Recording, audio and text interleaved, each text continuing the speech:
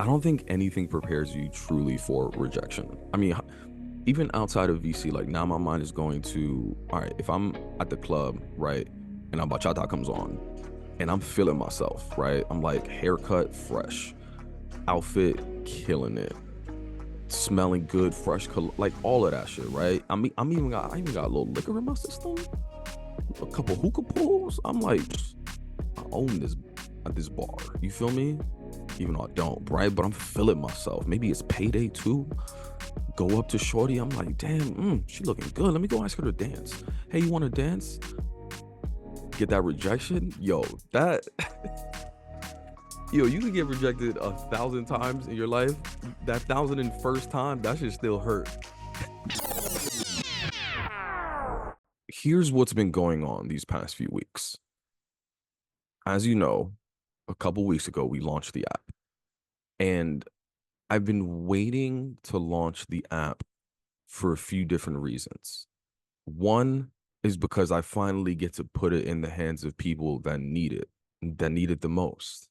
I get to see people's reactions, and I finally get to make the impact that I've been wanting to make in real time. You know what I mean? Like not having people wait for a speaking engagement or me to visit their office or have some sort of like virtual event. Like they get to have a resource, a tool with them whenever they need it.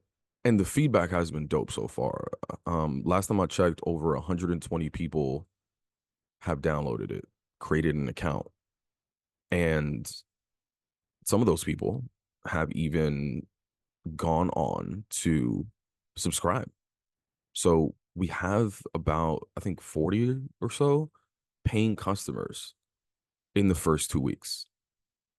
So not only that, but people are telling us so many interesting use cases for it. But overall, it's really validating hearing people say, like, yo, this is working, you're onto something. Now, besides getting the app into people's hands, having them use it, understanding if this is a product that people want, another reason why I was really excited to get this to launch was because there are certain opportunities that I wasn't able to apply for until I had a product that was live. And one of those opportunities was raising venture capital. Now, you know, venture capital, all right, for the people that don't know what it is, it's kind of like Shark Tank, where people pitch their businesses in exchange, not to buy their products, but in exchange for an investor to give them money, and in return, the investor will get essentially a percentage of their company. So they get equity in the company. Now, people do that for a number of reasons, which I'm not going to get into today, because today, like every other Friday episode, although this is delayed and it's Sunday, this is more so about me processing my thoughts and, well, processing my thoughts in this unedited, unscripted video audio journal entry. That's the point of this, because for the past, I would say, 2 weeks since launching, immediately after launching, actually, I was heads down and putting together a pitch deck, finalizing it, updating the slides with numbers or like even text saying like, "Oh, we live. This is not just an idea. This market, this product is in market. People are using it. People are paying for it." You know what I mean? Like putting those slides together and then uploading that pitch deck to various things, right? So all of these venture capital firms or these companies, let's just call them companies. I'm gonna say the word VCs often. I'm gonna say VCs, right? These VCs have websites, and on the websites they have forms that you can fill out and essentially apply. And in addition to that, I've also been reaching out to a bunch of people that I know, that I've worked with previously, that I've met, that I've networked with, that people, just connections, right? Mutual, just friends, connections, etc. On social media, Instagram, LinkedIn. I've just been DMing people like, yo, I saw you connected to this person, this investor at that firm. Put your boy on. You know what I mean? Like, can you forward them this blurb about the company, about our traction, about the number of customers that we have, and just see if they're interested, right?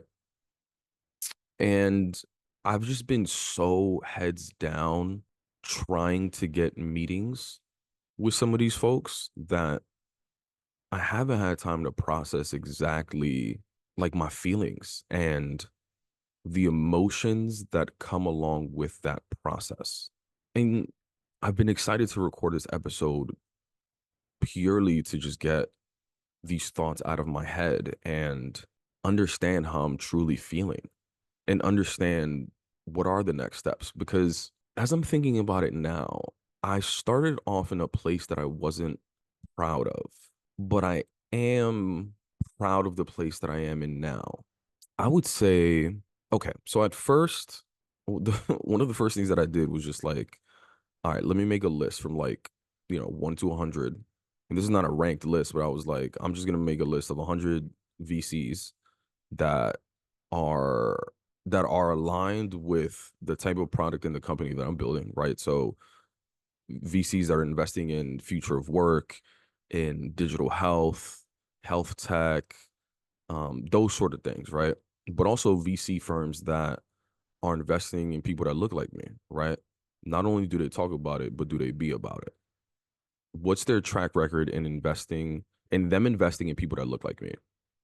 You know what I mean? And those I looked at first and I added to the list first. And then some people, didn't have as much of a track record, but they still align to the companies that type of company that I'm building, blah, blah, blah, right? So I just made a list of 100 folks. And as you would imagine, well, actually, I don't know if y'all noticed, but going into it, I also looked at the data that's out there around what percentage of VC money even goes to founders that look like me. And I don't remember the exact stat, but you could imagine the number is low.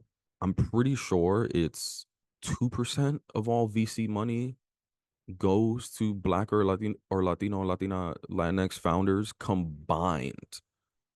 2%. So, and I think there's like a similar number or like an even low. Oh my God. Yeah, it's crazy. Long story short, it's crazy, right? So, looking at that data at first, I did go into this very um pessimistic on like, eh, this probably won't even happen based on the numbers. So I'm not gonna be disappointed if I don't get anything type of, you know what I mean? Like at first I kind of went in with that mindset, which is not the right mindset to go into it, right? Like already thinking you're gonna lose. But I think I was setting myself up for, I think I was trying to protect myself from knowing that there are gonna be rejections coming in, right? I was kind of like, oh, if I get this rejection letter or email, it's not going to hit me that hard because I've already prepared myself mentally to know that the no's are coming, right? But it didn't work though, because when I would apply, I did start to receive, these, let's call them rejection emails. And it still hit the same way. Like I don't think anything prepares you for rejection. I don't think anything prepares you truly for rejection. I mean, even outside of VC, like now my mind is going to, all right, if I'm at the club, right, and a bachata comes on and I'm feeling myself, right? I'm like haircut fresh, outfit killing it, smelling good, fresh, like all of that shit, right? I even got a little liquor in my system, a couple hookah pulls. I'm like, I own this at this bar. You feel me? Even though I don't, right? But I'm feeling myself. Maybe it's payday too. Go up to Shorty. I'm like, damn, she looking good. Let me go ask her to dance. Hey, you want to dance? Get that rejection? Yo,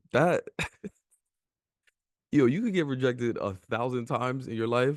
That 1,001st time, that should still hurt. That should still hurt. Even if she does it in the most polite way, you're like, damn, all right, cool, cool. Let me just go back to home base. I don't even like this song anyway. Know what I mean? Um, and by home base, I mean to the spot at the bar where the hookah was already there and my drink was waiting for me. Like that rejection still hurts, right? And then, in that rejection too, like I think it's natural to do this, but we all do it. We get into damn, we start blaming ourselves for what happened. We're like, damn, maybe I didn't smile enough. Maybe damn, I should have started a conversation first and then that, or like, um, damn, like she probably not feeling me, right? All these kind of things. Meanwhile, I'm just making up stories in my head around like what happened. Maybe she just didn't want to dance. Maybe she didn't even know how to dance bachata.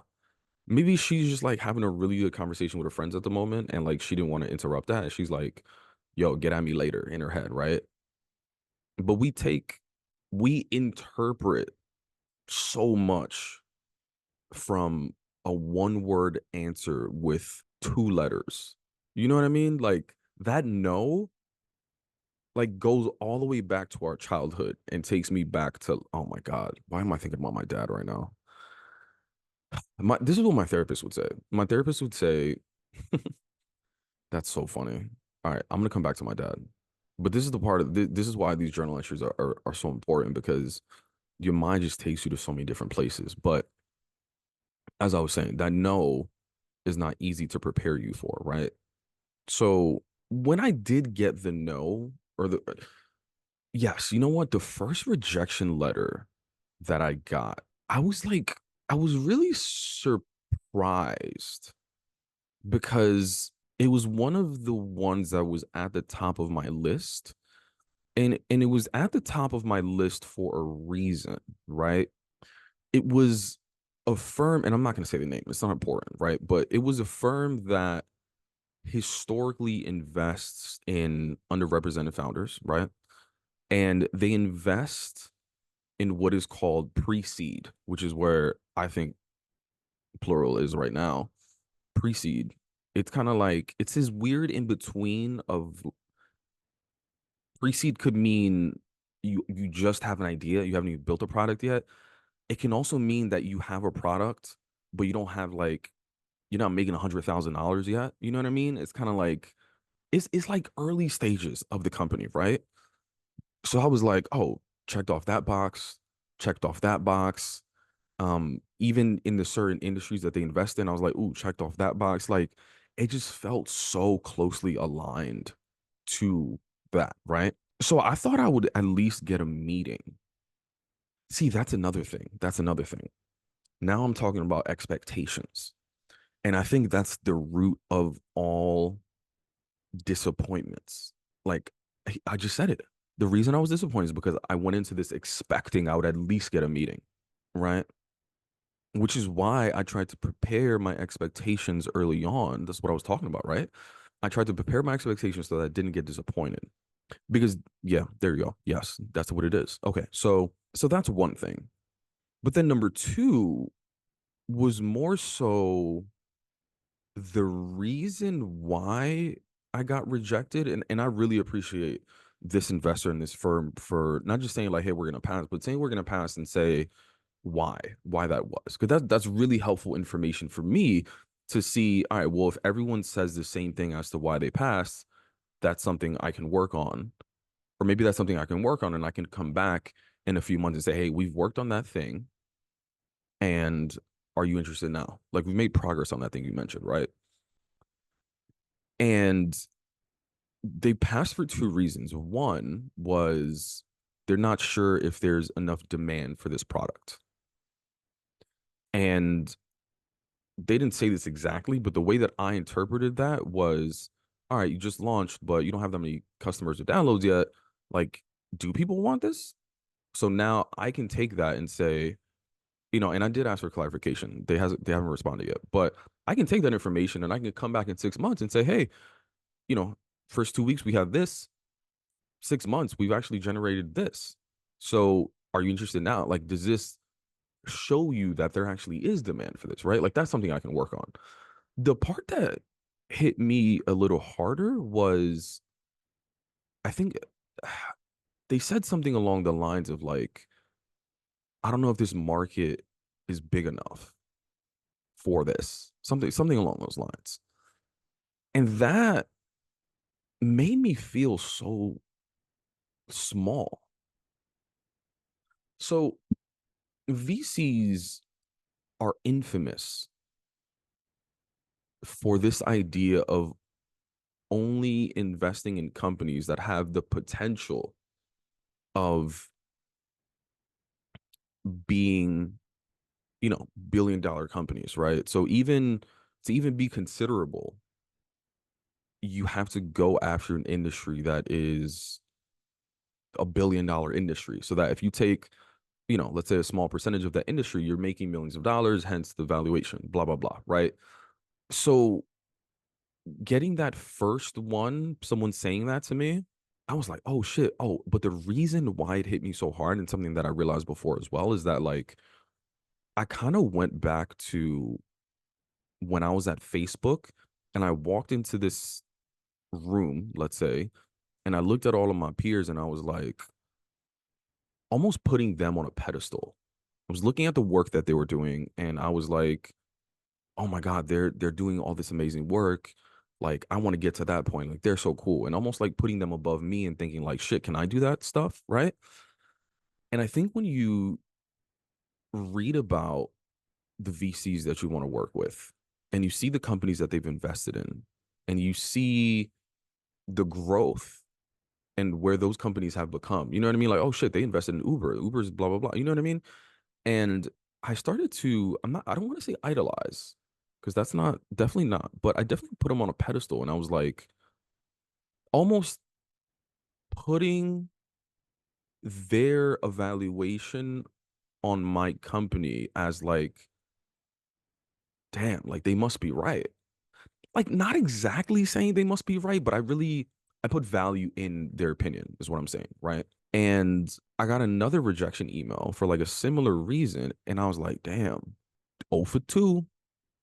And they didn't say the exact same reason on passing, but kind of. I was like, these people are really smart. Maybe they're right, you know?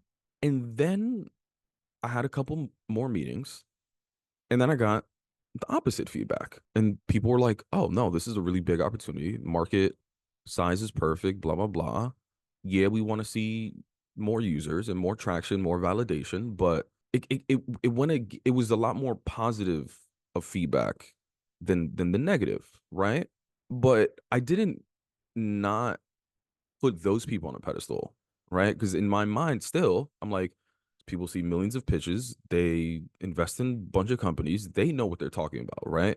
So I also found their feedback valuable. And what I realized is that I'm putting way too much stake in people's feedback, whether it be positive or negative. You know what I mean? Like, whether it was positive, that validation had way too much impact on how I felt about myself and the company that day.